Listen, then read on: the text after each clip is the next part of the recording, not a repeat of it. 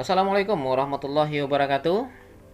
Baik, kita lanjutkan latihan audit sederhana untuk akun hutang dagang. Ini adalah merupakan latihan pemeriksaan atau audit utang dagang versi kedua. Sementara sebelumnya kita sudah laksanakan versi yang pertama. Nah, untuk yang versi kedua ini kita akan menggunakan 4 file yang sudah disediakan secara terpisah. Yang pertama adalah informasi kasus utang dagang. Ini isinya adalah informasi umum, kemudian pengendalian internal, ada internal control questionnaire, kemudian ada informasi-informasi terkait dengan prosedur yang akan dilaksanakan oleh mahasiswa. Kemudian ada kertas kerja, ya, kertas kerja mulai dari let schedule sampai supporting schedule yang akan Anda rancang. Kemudian ada faktur pembelian, ini isinya adalah cuplikan faktur pembelian atas transaksi yang ada pada daftar hutang per 31 Desember 2008 yang kita periksa. Kemudian konfirmasi hutang, ini adalah merupakan file dari catatan konfirmasi hutang. Baik, kita langsung mulai saja. Nah, kita lihat informasi kasus. Ini adalah merupakan pengendalian internal. Jadi klien kita adalah PT Saudi Adam Trading, ya. Kemudian dalam melaksanakan aktivitas pembeliannya itu sebagian besar menggunakan transaksi pembelian kredit. Namun demikian tidak tertutup kemungkinan klien kita ini melaksanakan pembelian secara cash atau secara tunai. Nah, ada 9 pemasok tetap yang dimiliki oleh klien ini. Kita hanya menyajikan 9 saja ya untuk menyederhanakan kasus. Namun sebetulnya tidak hanya 9 supplier ini saja, cuman yang di luar ini biasanya dilakukan secara tunai. Oke, berikut adalah internal control questionnaire. Nah, silakan Anda pelajari. Yes, ya, tidak, dan tidak relevan. Nanti setelah Anda pelajari SPI ini, maka internal control questionnaire-nya, maka nanti Anda bikin analisis pengendalian internalnya. Hasil analisis Anda bagaimana? Ya, berdasarkan ini. Nah, berdasarkan karakteristik ini. Pemisahan fungsinya bagaimana, apakah sudah baik dan seterusnya. Kemudian karyawan yang kompetennya bagaimana, ya, dari sisi karakteristik karyawan yang kompeten, dari sisi pelaksanaan transaksinya bagaimana. Nah, itu bisa terjawab dengan melihat internal control questionnaire ini. Lalu terakhir Anda simpulkan bagaimana secara umum kekuatan atau pengendalian internal dari klien kita ini, apakah kuat, sedang, atau lemah. Oke. Nah, di sini juga disajikan tujuan program, tujuan dari audit itu apa, ya, terkait dengan asosiasi manajemennya. Oke, silakan baca nantinya. Dan sekarang kita masuk ke prosedur pengujian substantif atas utang dagang. Nah, seperti biasa dalam melakukan pemeriksaan Anda mengacu kepada prosedur audit ini. Langsung saja. Yang pertama untuk asersi eksistensi. Nah, siapkan let schedule utang dagang. Nah, lihat keterangannya. Jadi di keterangan ini adalah selain sebagai petunjuk, keterangan ini digunakan untuk instruksi bagi mahasiswa. Dengan menggunakan file KKP1, rancanglah let schedule utang dagang dengan menggunakan indeks G. Ikuti instruksi pada indeks G tersebut dengan box yang berwarna kuning. Prosedur lain yang tidak disampaikan pada tabel ini diasumsikan sudah saudara lakukan. Misalnya, Anda menelusuri ke GL, telusuri ke working trial balance atau working balance sheet misalnya, dan prosedur-prosedur lainnya. Nah, yang biasanya Anda lakukan di let schedule itu langsung Anda lakukan, langsung Anda berikan tick mark, ya. Itu tidak kita sajikan lagi di KKP ini ya, di prosedur ini Anda sudah tahu ya, sudah beberapa kali melakukan. Nah, jadi langsung saja Anda bikin tick marknya dan Anda bikinkan keterangan tick marknya. Oke, di indeks D maka kita buka KKP 1 indeks G. Nah, tidak seperti biasanya sudah dirancang, sudah dibikinkan format KKP-nya, namun untuk kali ini tidak disajikan karena kompetensi yang akan diminta ke Anda adalah merancang KKP ya, terutama Let's Schedule. Nih, box coding ini, rancanglah KKP Let's Schedule pada sheet ini ya, formatnya bebas, teman memang harus memenuhi ketentuannya, harus ada nama CAP, nama klien, judul KKP, indeksnya ada inisial atau para auditor, kemudian inisial atau para pihak yang mereview KKP nantinya, dan tick mark ya jika diperlukan. Nah, di sini pasti ada diperlukan. Nah, Anda bisa saja menyadur atau melihat dari KKP dari Let's Schedule sebelumnya, silahkan ya. Nah, setelah Anda bikin Let's Schedule tadi, seperti yang disampaikan tadi, untuk menelusuri ke GL, menelusuri ke saldo tahun sebelumnya, dan kemudian pemeriksaan pengujian kebenaran matematis, nah itu sudah otomatis Anda lakukan, Anda berikan tick mark dan Anda berikan penjelasannya di bawah. Dan jika setelah selesai KKP-nya, silakan Anda hapus box ini. Ya, ini hanya merupakan instruksi. Oke. Lanjut ke prosedur berikutnya. Nah, jadi setelah Anda menyelesaikan itu, maka Anda berikan di sini tick mark atau indeks hilangnya G. Artinya Anda sudah melaksanakan prosedur ini pada KKP indeks G. Berikutnya adalah minta atau buatlah daftar umur utang akhir tahun berjalan. Nah, keterangannya atau tugas Anda, isilah daftar umur piutang pada KKP pada indeks G100. Gunakan data yang tersedia pada informasi tambahan di bawah tabel ini ya, di bawah tabel prosedur ini, lalu berikan tick mark yang sesuai pada indeks G100. Jadi, kita lihat G100. Oke, DG100. Nah, kebetulan DG100 sudah dirancangkan. Ya, sudah dirancangkan seperti apa. Nah, ini saldonya berapa ya, account balance-nya berapa ya. Jadi ada kita menggunakan bilingual ya, ada menggunakan bahasa Inggris dan ada menggunakan bahasa Indonesia. Nah, prosedur, tick mark ya, catatan, kita gunakan dua bahasa untuk pembiasaan saja. Oke. Nah, ini saldonya berapa, yang 0 sampai 30 hari berapa, yang 31 hari berapa, dan sampai over 90 hari itu berapa saldonya, itu bisa Anda lihat di tabel bawah ini katanya. Nah, dari sini Anda lihat informasi tambahan. Nah, dari sini ini ada suppliernya 0 sampai 30 hari sekian, ada suppliernya 31 sampai 60 hari sekian. Nah, silakan nanti Anda pindahkan untuk mengisi KKP ini. Nah, berbeda dari versi 1. Kalau versi 1 ini sudah tersedia, Anda tinggal memberikan tick mark ya. Oke. Kemudian setelah selesai, maka kembali lagi ke prosedur. Nah, jadi nggak perlu bingung-bingung lagi, karena setelah selesai melaksanakan satu prosedur, langsung back to kembali lagi ke prosedur dan melaksanakan apa tugas selanjutnya. Oke, lalu berikutnya adalah periksa kebenaran penjumlahan dan telusuri ke working trial balance. Nah, berikan tick mark yang diperlukan. Nah, ini Anda dianggap telah melakukan pemeriksaan kebenaran penjumlahan pada G100 tadi.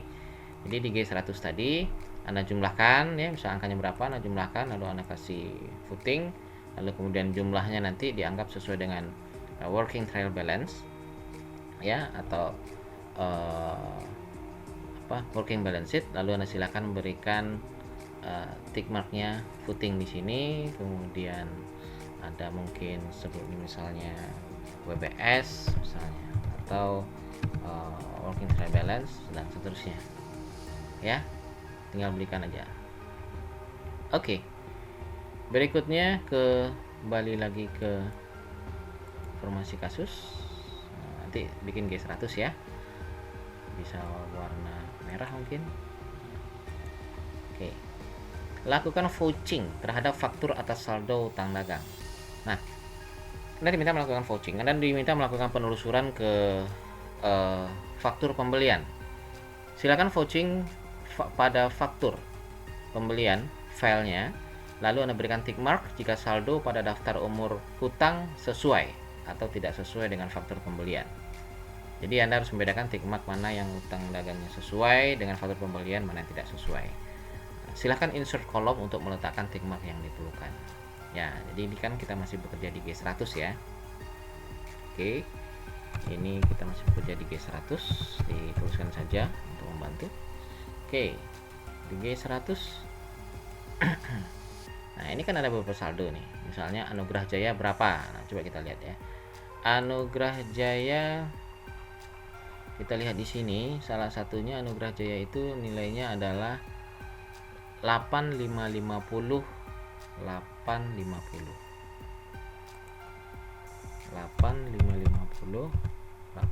ya, lebih kurang seperti itu. Oke, nah ini ditelusuri ke faktur pembelian. Nah, faktur pembelian kita lihat di file faktur pembelian Anugerah Jaya, faktur, nomor fakturnya sekian, ini dia jual ke PT Adam Sudi Trading ya, sekian, tanggalnya sekian. Kita lihat Anugerah Jaya beli TV 14, TV 15 dan seterusnya. Ada 2105 ada lagi Anugerah Jaya 24 Desember 850 850. Nah, ada dia nih. Nah, dia nih. Nah, oke, ini ada. Maka ini bisa Anda berikan indeksnya, indeks hilangnya di G100 ya. Oke. Ini ada di G100. Oke. Nah, lihat di G100 tadi, karena dia ada, maka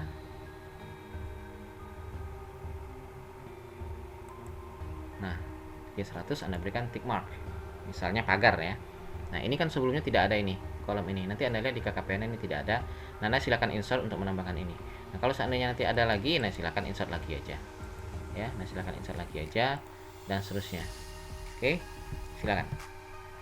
Nah, lalu Anda bikin tick marknya, misalnya tanda pagar ini, bikinlah tanda pagarnya di sini. Artinya telah ditelusuri ke faktur pembelian. Jadi artinya utang usaha atau utang dagang senilai 8.550.850 ini sudah ditelusuri ke faktur pembelian dan nilainya sesuai. Oke. Selanjutnya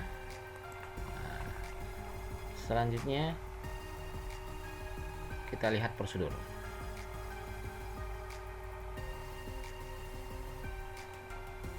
Oke. Setelah melakukan penulisan kebenaran, ini dia tadi untuk melakukan yang prosedur nomor 5, lakukan konfirmasi terhadap utang dagang. Nah, Anda nanti pelajari hasil konfirmasi ya. Nah, seperti lebih kurang sama dengan konfirmasi akun piutang.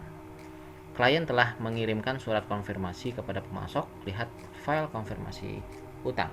Jadi dalam kasus ini Anda dianggap atau sudah tersedia, klien sudah mengirimkan konfirmasi utang ke beberapa supplier atau beberapa pemasok, dan itu ada di file konfirmasi utang. Oke, nah ini dia. Misalnya ada konfirmasi ke Anugerah Jaya, ada konfirmasi 10.656.000. Ketika yang dicoret itu tidak benar, artinya ini saldo yang dikonfirmasi atau saldo menurut catatan klien itu sesuai dengan saldo menurut pemasok atau supplier ya. Oke. Kita lihat ke tugasnya. Apa tugas yang diminta? Nah, tugas yang diminta nanti ini silakan, ini tidak ada tugas spesifik, Anda mempelajari saja. Silakan pelajari hasil konfirmasi. Sementara untuk memeriksa jawaban konfirmasi ini ada di prosedur 6. Periksa jawaban konfirmasi. Buatlah rekapitulasi hasil konfirmasi utang dagang. Jika ada ketidaksesuaian antara hasil konfirmasi dengan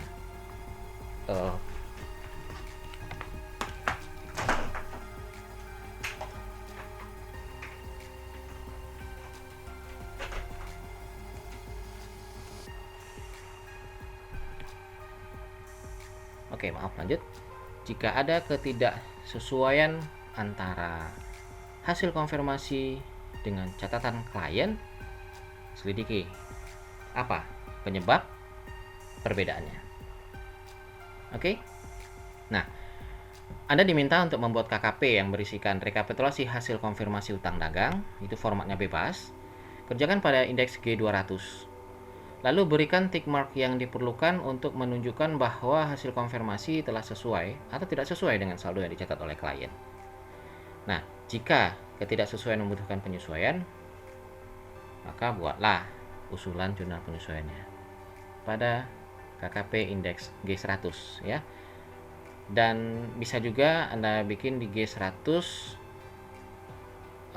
dan G200 tadi ya. Bikinlah di G200 boleh, dan nanti ke akhirnya Anda bikin juga di G200 ya. Oke. Maaf, G100. Oke. Kita lihat. Nah, ini minta di G200, kita lihat KKP-nya. G200 itu masih kosong. Sama, Anda diminta untuk merancang KKP tentang rekapitulasi hasil konfirmasi utang dagang. Ini bisa mirip seperti hasil konfirmasi atau rekapitulasi hasil konfirmasi piutang dagang atau piutang usaha yang pernah kita kerjakan sebelumnya. Oke. Lalu setelah selesai Anda lakukan, maka box ini silahkan Anda hapus saja. Ya. Oke, tugasnya pelajari dan berikan tick mark yang diperlukan. Jadi ketika sesuai antara hasil konfirmasi dengan yang dicatat oleh klien, maka berikan tick mark C atau confirm. Jika tidak sesuai, berikan tick mark RD ya, reporting different ya. Oke. Kemudian periksa faktur dari pemasok. Nah, laporan penerimaan barang, order pembelian yang belum diproses untuk periode beberapa hari setelah tanggal neraca. Nah, saudara, dalam hal ini diminta untuk memeriksa apakah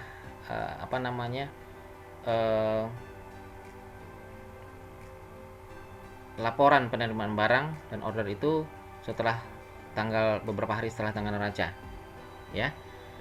Anda menemukan bahwa tidak ada order pembelian yang belum diproses ya, artinya Anda di sini dianggap sudah memeriksa bahwa apakah seluruh ordernya sudah diproses, apakah seluruh pembelian itu tidak ada yang gantung lagi gitu loh ya. Dan barang in transit juga sudah sampai di gudang klien, jadi tidak ada lagi barang in transit ya setelah tanggal neraca. Oke. Nah, buatlah catatan pada KKP indeks G100 di bagian bawah tabel untuk menjelaskan hal ini. Jadi ini Anda harus jelaskan ini. Atau Anda sampaikan saja ini di indeks G100. Nah, catatan ini ya. Pernyataan tadi Anda sampaikan di sini. Oke. Lanjut, kemudian periksa jurnal pengeluaran kas mulai tanggal pemeriksaan sampai dengan beberapa hari setelah tanggal neraca. Ini kan terkait dengan subsequent payment atau pembayaran setelah tanggal neraca. Kita harus periksa apakah klien sudah membayar saldo-saldo hutang dagang per 31 Desember 2008 ini di tahun sebelumnya. Jadi apakah saldo hutang dagang tahun 2008 ini dibayar klien di tahun 2009. Salah satu tujuannya adalah untuk memastikan bahwa saldo hutang tadi itu memang betul-betul ada dan betul-betul diakui ya. Jadi lihat apakah sudah dibayarkan di periode berikutnya untuk beberapa hari setelah tanggal neraca, dan itu ditentukan oleh klien. Nah, untuk itu Anda tentu harus memeriksa jurnal pengeluaran kas salah satunya. Nah, pada kasus ini setelah Anda periksa, misalnya klien ada nih belum mencatat transaksi pengeluaran kas atas nama Global Electronic Store senilai 15.675.000 pada tanggal 23 Desember 2008 untuk faktur nomor 23/12/gas/08. Nah, silakan nanti Anda usulkan jurnal penyesuaian jika menurut Anda diperlukan, ya. Jadi lihat jurnal pengeluaran kasnya itu ada di penjelasan, mungkin nah ini dia jurnal pengeluaran kasnya, tanggal berapa kasnya dikeluarkan, kemudian nama vouchernya, kemudian dibayarkan kepada siapa, jumlahnya berapa, dan melalui bank apa, ya. Jadi misalnya Anugerah Jaya nih 2.100.005.150, kemudian lagi ada 8.550. Nah, Anda harus lihat nanti di daftar hutangnya, daftar umur hutangnya. Nah, misalnya di daftar umur hutang di sini apakah sudah dibayar, misalnya 8.550 tadi ya. Nah, 8.550 kan sudah dibayar itu. 8.550 itu dibayar tanggal 5 Januari ya, melalui Bank Merdeka. Maka di sini di KKP-nya Anda insert ya, Anda insert ya di sini juga boleh. Oke, nanti tinggal dirapikan. Misalnya tikmarknya adalah mencarinya di simbol juga bisa ini. Set. Oke. Whatever ya yang menurut Anda ini deh, misalnya ini. Nah, lalu Anda bikin ini artinya apa. Nah, ini artinya adalah, misalnya arti tema ini adalah